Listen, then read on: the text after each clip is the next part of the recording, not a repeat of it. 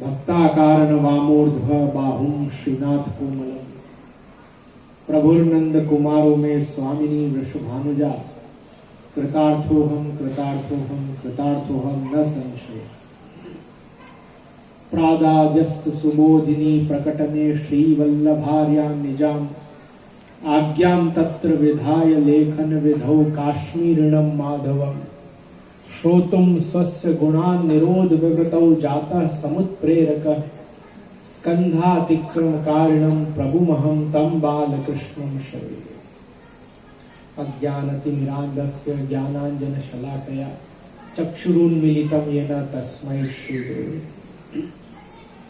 अत्र विराजमान श्रीमदाचार्य जी के 84 बैठक जियों को दंडवत प्रणाम करके अत्र उपस्थित वल्लभ कुल परिवार को यथोचित प्रणाम।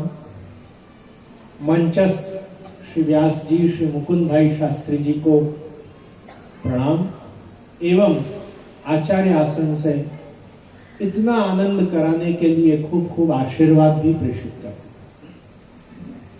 एवं श्री महाप्रभु जी के लाडीले वैष्णवों का, वल्लभी जनों का मैं श्री वल्लभ के 84 बैठक चरितामृत सप्ताह में बहुत बहुत आवाहन एवं अभिनंदन करता हूं। जब श्री महाप्रभु जी अपन पिछले कई दिनों से बड़े भाग्यशाली हैं कि अपन श्री महाप्रभु जी के विविध चरित्रों का, लीला चरित्रों का गुणानुवाद कर रहे हैं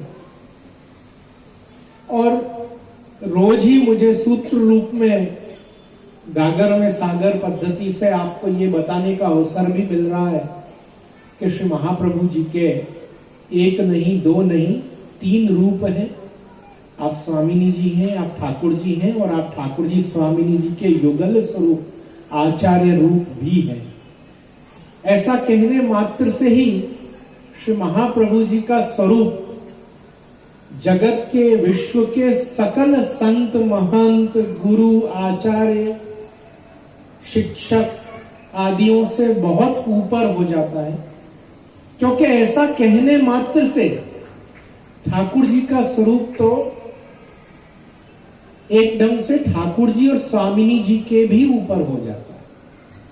और ये बात जब श्री गुसाई जी ने दामोदर दास हरसानी जी से पूछी कि तुम श्री महाप्रभु जी को कहा करी जानत हो, तो दामोदर दास हरसानी जी ने एक क्षण नहीं लगाया कहने में, उन्होंने कहा हो तो ठाकुर जी से भी अधिक करी जानत। ये दामोदर दास जी ने उत्तर दिया। जिनके हृदय में श्री महाप्रभु जी ने मार्ग का संस्थापन किया है, वो श्री महाप्रभु जी की कृपा से ये वचन उद्धृत कर रहे हैं कि श्री महाप्रभु जी के लिए तो मैं क्या कहूं, वो तो ठाकुर जी से भी अधिक है।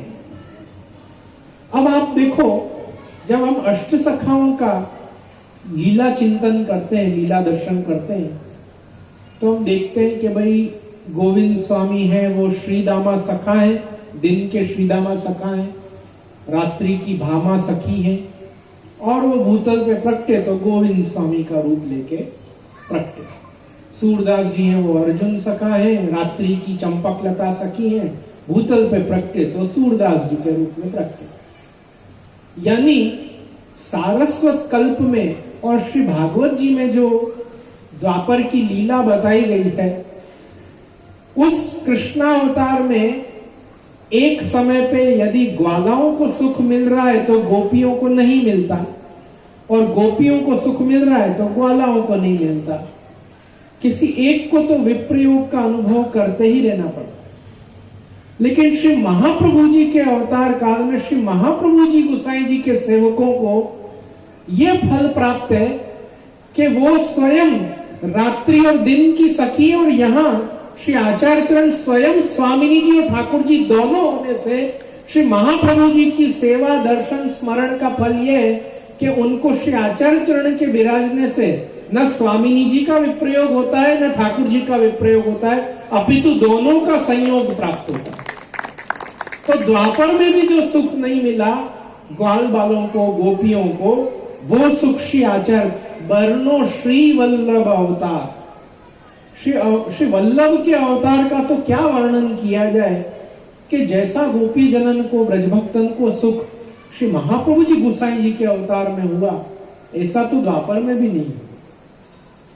और ऐसे कितने ही कार्य हमने पूर्व में भी श्री भागवत जी के सप्ताह क्रम में, अभी बैठक चरितामृत में हमने देखा कि भाई गंगा जी को सुख नहीं मिला द्वापर में, तो श्री आचार्य चरण ने आसुरजामो लीला जानबूझ के गंगा जी में करी, ताकि गंगा जी को भी वो सुख मिले जिसका उत्सव हम आज गंगा दशहरा मनाते हैं, कि पुष्टि का फल, ठाकुर जी का संस्पर्श, पति का सुख गंगा जी को प्राप्त हो। ये करने के लिए श्री आचार्य चरण ने आसुरजामो लीला गंगा जी में की, यमुना जी में नहीं करी। यमुना जी को तो नित्य सुख प्राप्त है, पर श्री यमुना जी ने जिसको प्रॉमिस किया हुआ है कि तुम मेरा हाथ पकड़ो, तुमको ठाकुर जी जरूर पति का सुख देंगे, वो श्री यमुना जी का प्रॉमिस श्री आचार्य चरण ने पूरा किया और गंगा जी को पति का सुख दिया, संस्पर्श का सुख दिया, सेवा का सुख दिया।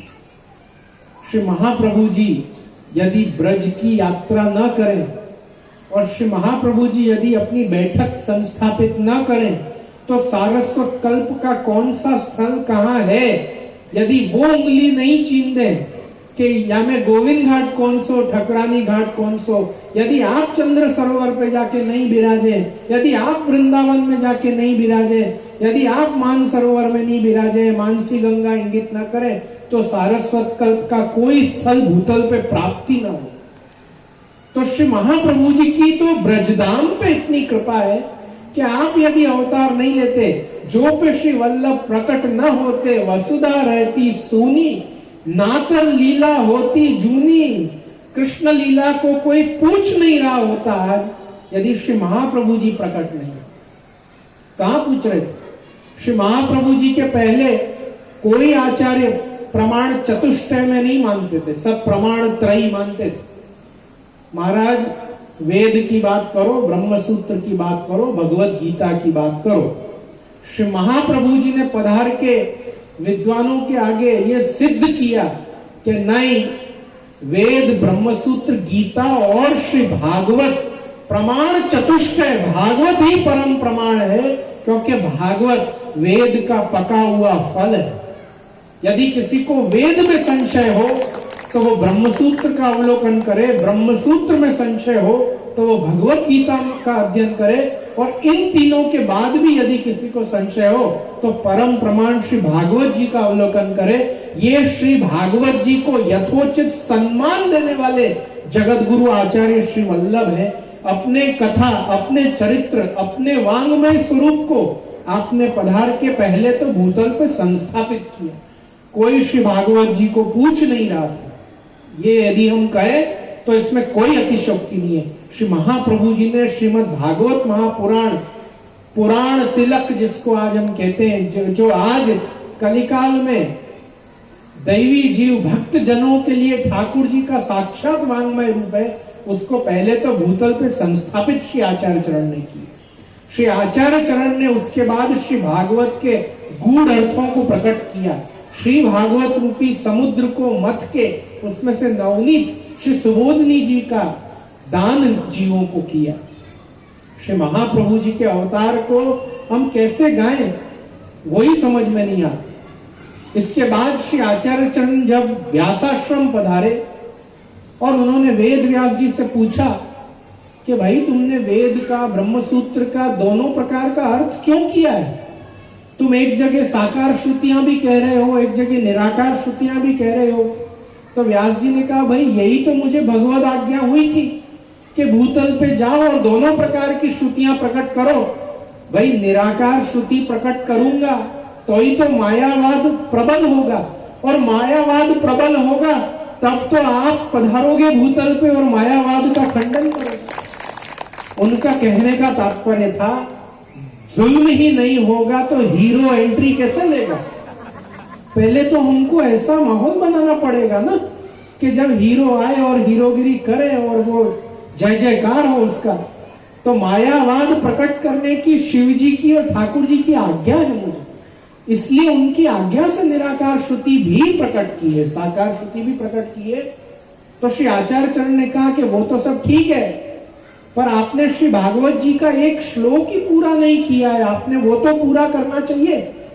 तो उन्होंने कहा कौन सा? तो उन्होंने कहा जब हमने उद्धव जी को ठाकुर जी ने भेजा कि जाओ गोपीजनों से भक्ति का सब प्रकार सीख के आओ, और जब उद्धव जी आए और ठाकुर जी से कहा कि भाई आपके विरह में ठाकुर जी, अरे आपके विरह में गोपियां बहुत तरस रही हैं, आप क्यों ऐसा उनको तड़पा रहे हो? क्या मथुरा क्या ऐसा काम है आपको जो यहाँ बैठे हुए हो, जाओ आपके गोपीजनों के पास। तो ठाकुर जी ने उद्धव जी से कहा, भवती नाम वियोगो में नहीं सर्वात्मना क्वचित। तो श्री महाप्रभु जी ने कहा कि आपने इसके आगे की कड़ी तो लिखी ही नहीं है। तो वेद व्यास जी ने कहा, मुझे समाधि में जितनी भाषा, समाधि भाषा में जितना प्राप्त हुआ उतना मैंने प्रकट किया, पर इसमें टेंशन लेने वाली क्या बात है? ये साक्षात कृष्ण के वचन है और साक्षात श्री कृष्ण मेरे आगे विराजे हुए हैं, आप इसको पूरा करो। आपने उद्धव जी से क्या कहा, ये आपसे अधिक कौन जान सकता है? तो श्री आचार्य चरण ने मूल श्रीमद् भागवत जी का वचन पूरा किया, आत्मत्वात् भक्तवश्यत्वात् सत्यवाक्त्वात् स्वभाव। ये श्री भागवत जी का एक श्लोक श्री आचार्य चरण ने पूरा किया। आप विचारो, जब सूरदास जी ने नंद महोत्सव की लीला गाई, बड़ी लीला, और उन्होंने वो गाकर ब्रज भयो महरी के पूत, जब यह बात सुनी, जब उन्होंने वो पद पूरा किया और उन्होंने ये गाया कि तब ता दिन ते वे लोग सुख संपत्ति न त्यजे, श्री महाप्रभु जी ने सूरदास जी को वहीं रोका और श्री महाप्रभु जी ने वो कड़ी को पूरा किया, सुन सूर सबन की यह गति जय हरि चरण भज। सूरदास जी का तात्पर्य था कि ठाकुर जी जिस दिन से ब्रज में पधारे उस दिन से तो लक्ष्मी लोगों के, ग्वाल बालों के घर घर में ऐसे डोलने लगी, और उस दिन का दिन है कि ग्वाल बाल गोपियां ने कभी सुख संपत्ति को कभी त्याजा नहीं। देखो, सुख और संपत्ति ये दो अलग अलग चीज है। अपन कोई गाड़ी खरीदे और वो गाड़ी अपन को सुख न दे, तो नई की नई गाड़ी, जैसे पार्किंग ही ना हो, अपने बंबई में तो ये समस्या है, घर बड़ा 6 बेडरूम का घर पर पार्किंग की समस्या, कहाँ जाए आदमी पार्किंग। हमारे, हम भुवनेश्वर रहते थे तो आदमी रहता था ओपेरा हाउस पे पार्किंग करने